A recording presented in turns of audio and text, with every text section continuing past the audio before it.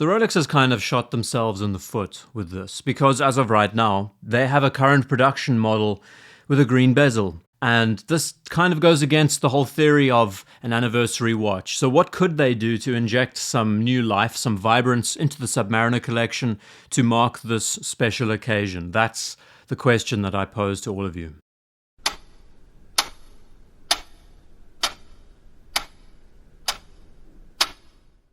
"1953 was an important year for Rolex, for their entire sports collection, the birth of the Submariner.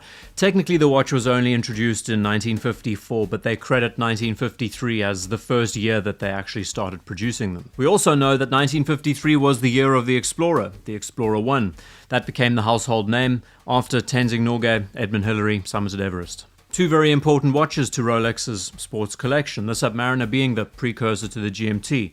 Of course, the Turnograph being the starting point, but Submariner has quite a legendary status and a very highly acclaimed name. Now, to celebrate the 70th anniversary of this watch, the brand could do many things. If we look back over the last 3 years, seeing what Rolex has given us, it's a broad selection of newly introduced models. 2020, we saw the Submariner get a facelift, now the 1-2 series. 2021, we saw the Explorer 36mm get a facelift, as well as the Explorer 2. 2022, we saw the left-hand GMT introduced, as well as the fully titanium larger-than-life Sea Dweller. Lots of diverse choices and an interesting backdrop to see the next generation of where Rolex is taking their sports collection. And I can honestly say, for the first time in what has been almost 5 years of me running this channel, it's extremely difficult to now pinpoint what Rolex is going to do next, and that is great news. You know, instead of seeing this formulaic pattern of new watches introduced, knowing that their sizes are going to change, knowing that their colors might change, now for the first time, with a fairly simple collection of watches that we can all pinpoint, within these collections there are now plenty of new directions that the brand could go. And that makes my experience of injecting a bit more creative ideas even more fun to do. So let's lay down what we do know at this point of time. Going back to 2003, the 50th anniversary of the Submariner, we saw the 16610 LV, commonly now known as the Kermit Submariner, the first Submariner that was introduced with a green bezel insert. What made this watch great at the time was it was bridging this gap between the 5-digit and the 6-digit references, and with the quirks of a green aluminium bezel, it also, for the first time, offered a maxi dial. So many of us could say that this watch does possess the best of both worlds, a neo-vintage case design and form, but with a modern dial and presentation. Of course, as we now know, the Kermit Submariner 50th anniversary watch is highly collectible and sought after. That will never change, especially if you have a flat 4 model, one of the earliest pieces. This is where things get a bit strange, because 7 years after that, not 10 years, 2010, we saw what is now known as the Hulk Submariner, the 116610 LV. And to this day, this watch has probably one of the best dials that Rolex has ever produced. Emerald green, very dark in tone, and to complement this, a green ceramic bezel insert. For the first time, we saw a ceramic bezel Submariner with a maxi-style case, and the result is another watch that today is seen as highly collectible and sought after. But what's interesting is that we see this watch now as the 60th anniversary Submariner. You know, a watch that came 10 years after the Kermit, but it was never advertised or marketed to us as such. At least at first. Since this watch was initially introduced in 2010 and not 2013, the numbers are a bit scrambled, but nevertheless, it has lasted a very long time in production, and most of us can agree this is seen as the 60th anniversary watch. But this is where the plot thickens even more, because 2020, 10 years after the release of the Hulk Submariner, the watch was obviously discontinued, Rolex decided to give their Submariner collection an entirely new facelift, 41mm size, wider bracelets, and with the collection, not only black bezels, black dials, blue bezels and black dials, they also included a green bezel black dial model. The 126610 LV, now commonly known as the Cermit Submariner. And this is the conundrum, because this watch is available to us now. It's a current production watch, but it does have an element of green included. Historically, this means then that this is linked to an anniversary Submariner in one way or another.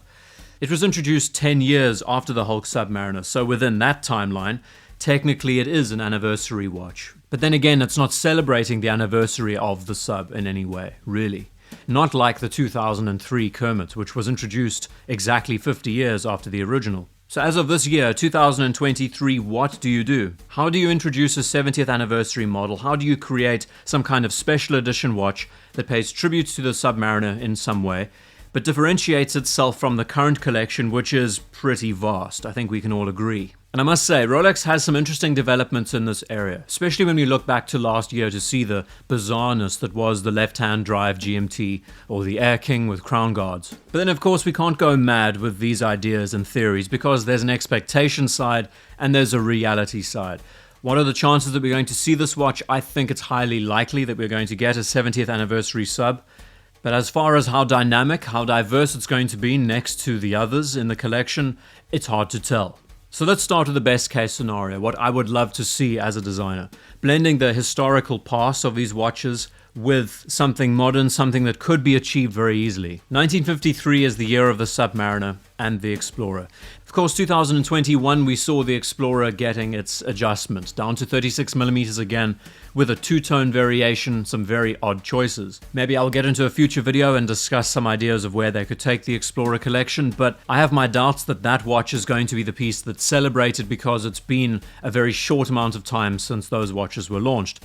Next to the Submariner, unveiled in 2020, with a 3-year gap between these watches, I think this one would be a special edition, something a bit different and off the beaten track. But just imagine for a second taking those two watches in the collection, the Submariner, the Explorer, fusing them together and creating a watch that celebrates both, something that Rolex has historically done before. See, I've always been fascinated by the Rolex reference 6200. It's a gorgeous watch, the big crown, no crown guards.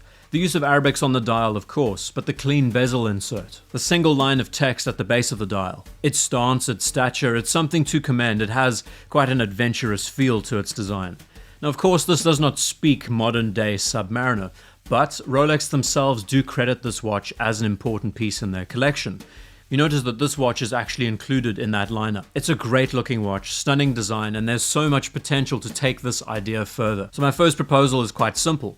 Eliminate the crown guards, remove the gradations on the bezel, and include a gilt dial from the Explorer one. It is so simple to achieve. The contrasting colors, the bimetal brings out a lot more character. The size and presence of the Arabics on the dial makes for a far sportier looking dive watch. Jarring and perplexing in design, yes, but I think it would also look creatively interesting and call back to that historically important marriage of the Explorer design and the Submariner. And following that same train of thought, they could also look to the 5513 Submariner. Some of the earliest generations with gilt dials also came with Arabic arrangements. 2 lines of text, pointed crown guard with a much more professional look to its case design. So what if they decided to increase the peculiarity of this watch? Take the left-hand drive GMT as the template, flip the case around, and give us the same kind of configuration. No date, Arabic dial, crown and crown guard positioned on the left-hand side of the case. Now I really like this one because I think it's so far out there that it's even more plausible than the first idea. Not only do you have an alternative dial choice, but you also have the crown and crown guard positioned the other way around.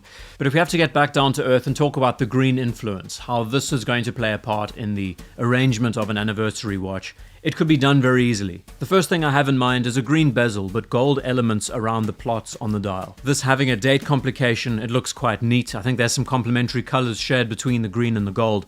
What they could also do, this is moving to a far simpler side, but also effective, is sticking to the theme of green and using it throughout. Instead of using a sunburst dial, choosing a gloss green dial instead. I like this configuration a lot because it does scream utility with the Submariner. It doesn't scream flashiness. But here's the thing, these are expectations. We can't necessarily expect such a huge leap, such a big change. There was nothing ever in the brief saying that green had to be used throughout. Why can't green just be an accent color, like it has been used on the bezel?